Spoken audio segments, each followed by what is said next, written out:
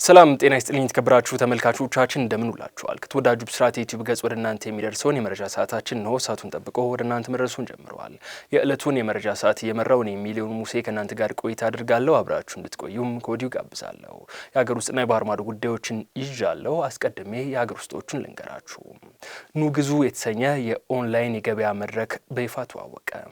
ኑግዙ በኢትዮጵያ የኢኮሜርስ ገበያ አዲስ ምዕራፍ የሚከፍትና የሸማቾችና የነጋዴዎችን አሰራር የሚያዘምን የገበያ መድረክ ነው። ኑግዙ እንደ አማዞን፣ አሊባባና ሌሎች ዓለም አቀፍ ግዙፍ የኦንላይን የገበያ መድረኮች የሚሰጧቸውን አገልግሎቶች በሀገራችን ነባራዊ ሁኔታዎችና ፍላጎቶች ላይ በማተኮር ለዜጎች ተደራሽ ለማድረግ ታስቦ የተዘጋጀ መሆኑን የስማርት ሊንክ ስራ አስፈጻሚ የሆኑት አቶ ዮናስ በየነ ተናግረዋል። ኑግዙ የኦንላይን ገበያ ረቡዕ ሚያዝያ 29 ቀን 2017 ዓ.ም በይፋ ወደ ስራ ይገባል ሲሉም የስማርት ሊንክ ስራ አስፈጻሚ አቶ ዮናስ በየነ ተናግረዋል። ዛሬ ገኘው በሀገራችን የንግድ ታሪክ ውስጥ በተለይም በዲጂታል የንግድ ዘርፍ አዲስ ምዕራፍ ለመክፈት ዋዜማ ላይ ነው። ለረጅም ጊዜ ስንሰራበት ስንመኝለትና ስንዘጋጅለት የነበረውን የኢትዮጵያ ኢኮሜርስ መስክ ወደ ላቀ ደረጃ ያሻግራል ብለን የምናምንበትን አንድ ግዙፍ ፕሮጀክት ልናበስራችሁና ልናስተዋውቃችሁ ነው። ስማርት ሊንክ ኑግዙ የሚል ስያሜ የተሰጠውን በአይነቱ ልዩና ግዙፍ የሆነ የኦንላይን የገበያ መድረክ ወይም ማርኬት ፕሌስ በቀጣዩ ሳምንት ረቡዕ ሚያዝያ 29 ቀን 2017 ዓ.ም በይፋ እንደሚያስጀምር ስናበስር በታላቅ ኩራትና ተስፋ ነው።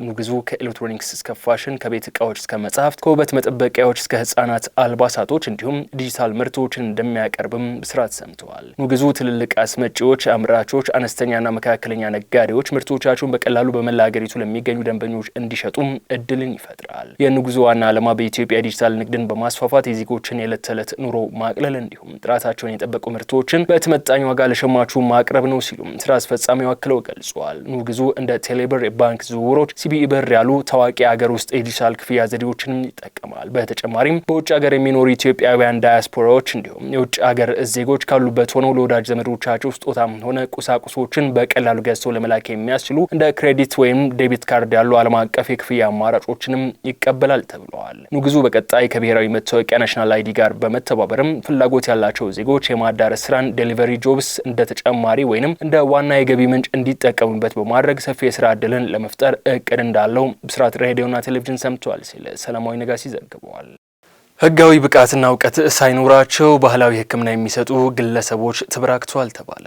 በኢትዮጵያ ያለ እውቀት የባህላዊ ሕክምና አገልግሎት የሚሰጡ ግለሰቦች በመበራከታቸው በርካቶች የጤና እክል እየተጋለጡ መሆኑ ተገልጿል። ባህላዊ ሕክምና ለማግኘት ማህበረሰቡ በጥቆማ ጎበዝ ወደ ተባለ የባህል ሕክምና መስጫ የሚሄድ ሲሆን አሁን ላይ የተለያዩ የማህበራዊ ሚዲያ አማራጮችን በመጠቀም ራሳቸው በርከት ብለው ወደ ማህበረሰቡ መጥተዋል። ባህላዊ ሕክምና የሚሰጡ ግለሰቦች ከውጭ ወደ ሀገር ውስጥ የሚያስገቡት ምንም አይነት ጥሬ ዕቃ አለመኖሩ ወደ ዘርፉ ለመግባት ቀላል እንደሆነባቸውም ተነግረዋል። ከዚህ ባሻገር ስራ አጥ የሆኑ በርካታ ቁጥር ያላቸው ግለሰቦች የባህላዊ ሕክምና እውቀት ሳይኖራቸው በዘርፉ ላይ የተሰማሩ ነው ተብሏል። ህግና ስርዓት አክብረው የሚሰሩ ሊከበሩ የሚገባቸው መንግስት ድጋፍ የሚያደርግላቸው የባህል ህክምና ተቋማት እንዳሉ ሁሉ በአንጻሩ ደግሞ በተሳሳተ የባህል ህክምና ጉዳት ደረሰብን የሚሉ ሰዎች መበራከታቸው በጤና ሚኒስቴር የጤናና ጤና ነክ ተቋማት ባለሙያዎች ቁጥጥር ስራ አስፈጻሚ አቶ እንዳልካቸው ጽዳለ ለብስራት ሬዲዮ ተናግረዋል። በዚህም የተነሳ አግባብ ያለው አገልግሎት የሚሰጡ የባህላዊ ህክምና ተቋማት እነሱም ይዘዋቸው እንዳይጠፉ ጤና ሚኒስቴር ከሚሰራው የቁጥጥር ስራ ጎን ለጎን ይህንን በመከላከል ረገድ ተባባሪ መሆን እንደሚገባቸውም አቶ እንዳልካቸው ጨምረው ለጣቢያችን ተናግረዋል ስትል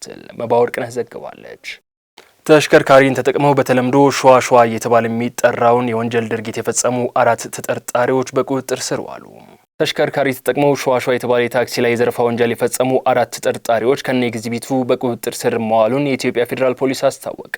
ተጠርጣሪዎቹ በቁጥጥር ስር ሊውሉ የቻሉት በቤይሩት ሀገር ስትሰራ ቆይታ ወደ ሀገሯ በመመለስ ላይ ያለች የግል ተበዳይ ወይዘሪት በላይነሽ በዶሬ ቦሌ ዓለም አቀፍ አውሮፕላን ማረፊያ ስትደርስ የራይድ ታክሲ አገልግሎት ሰጪ በመምሰል ኮድ 2 አዲስ አበባ ታርጋ ቁጥር B96905 በሆነ ኮሮላ መኪና አሳፍረው ከቦሌ ይወጣሉ።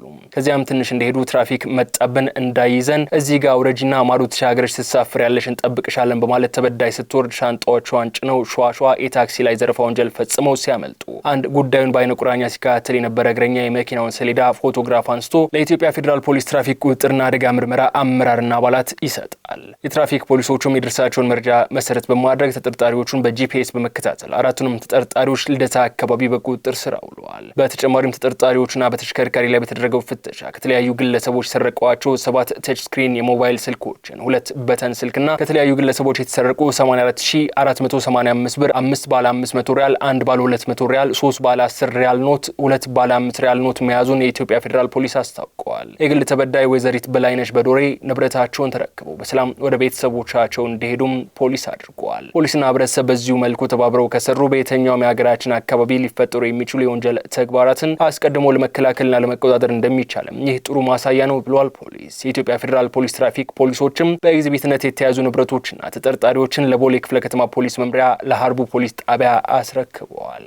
ወደ ባህር ማዶ ጉዳዮቻችን አልፈናል። የተከበራችሁ ተመልካቾቻችን በቅድሚያም 600 የሚያህሉ የሰሜን ኮሪያ ወታደሮች ለሩሲያ ተሰልፈው ሲዋጉ በዩክሬን ውስጥ መገደላቸው ተነገረ።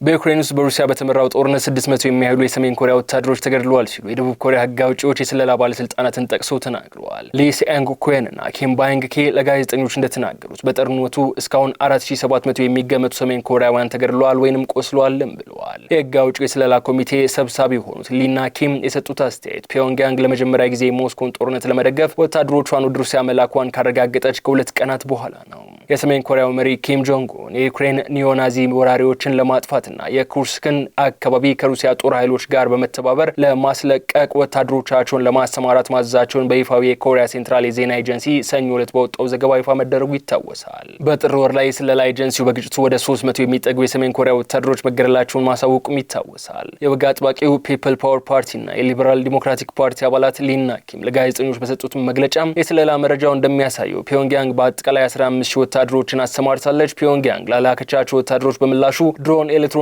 የጦር መሳሪያና SA-22 ከምድር ወደ አየር ሚሳይሎች ቴክኒካል ድጋፍ ያገኘች ትመስላለች ሲሉም ህግ አውጪዎቹ ተናግረዋል። በጦርነቱ እስከ 6 ወራት ተሳትፎ በኋላ የሰሜን ኮሪያ ጦር ኃይል ደካማ ሆኗል። ነገር ግን እንደ ድሮኖች ያሉ አዳዲስ መሳሪያዎችን መጠቀም መልመዱ የውጊያ አቅሙ በጣም እንዲሻሻል አድርጓል ሲሉም ለጋዜጠኞች ገልጸዋል። 100ኛ ቀናቸውን እያከበሩ የሚገኙት ዶናልድ ትራምፕ ተቀባይነታቸው ቀንሷል መባሉ ውሸት ነው አሉ። የአሜሪካው ፕሬዝዳንት ዶናልድ ትራምፕ 100ኛ የስልጣን ቀናቸው ላይ ያደረጉት ንግግር ስኬቶቻቸውን በማንሳትና የፖለቲካ ጠላቶቻቸው ላይ በማነጣጠርና አክብረዋል። የጤና አስተሳሰብ አብዮት ብለው የጠሩትን ስኬታቸውን በማወደስም በሚቺጋን ለተሰበሰበው ደጋፊያቸው በፕሬዝዳንትነት ስልጣናቸው ተጠቅመው ጥልቅ ለውጥ ያደረጉ መሆኑን ተናግረዋል። ሪፐብሊካኑ ትራምፕ ከዲሞክራቲክ የቀድሞ ፕሬዝዳንት ጆ ባይደን ላይ ተሳልቀዋል። በዩናይትድ ስቴትስ የፌዴራል ሪዘርቭ ሊቀመንበር ላይ አዲስ ትችት በማነጣጠር የተናገሩም ሲሆን ተቀባይነታቸው እያሽቆለቀለ መምጣቱ የሚያሳዩ ሪፖርቶችንም ውድቅ አድርገዋል። ትራምፕ በህገ ወጥ መንገድ ወደ አሜሪካ በሚገቡ ስደተኞች ላይ በሰራነው ስራ ከፍተኛ ቅናሽ አይተናልም ብለዋል። ነገር ግን ኢኮኖሚው ዓለም አቀፋዊ የንግድ ልውውጥን ስለሚያደርግ የፖለቲካ ተጋላጭነት እንዳለውም አልሸሸጉም።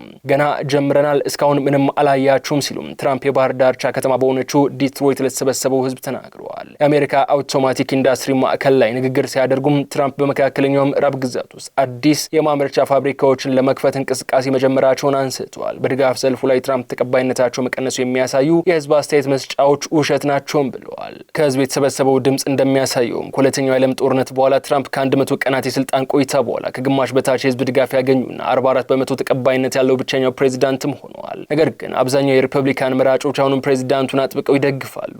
ተቀናቃኙ ዲሞክራት ፓርቲ ትግላቸውን ቀጥለዋል። ዲሞክራቲክ ብሔራዊ ኮሚቴ DNC የትራምፕ የመጀመሪያዎቹ 100 ቀናት ትልቅ ውድቀት ናቸው ብሏቸዋል። ትራምፕ በ100 ቀናት የስራ ቆይታቸው የእንቁላል ዋጋ 87% ቀንሷል ያሉ ሲሆን ትራምፕ ስልጣን ከያዙ በኋላ የዋጋ ግሽበት፣ የኤነርጂ ዋጋና የሞርጌጅ ዋጋ ቅናሽን አሳይቷል። ሆኖም ግን ስራ አጥነት በመጠኑ ሲጨምር የአክሲዮን ገበያው በታሪፍ ትርምስ ውስጥ ወድቀዋል። ዋይት ሀውስ በትራምፕ የስልጣን ዘመን እስካሁን ወደ 65700 የሚጠጉ ስደተኞች ሀገራቸው እንደተባረሩ ቢያሳውቁም የአሜሪካ ባለስልጣናት ግን ከ270,000 በላይ ህገወጥ ስደተኞችን ካባረሩበት ካለፈው በጀት ዓመት ጋር ሲነጻጸር እርምጃው የበለጠ ቀርፋፋ ነው ብለዋል።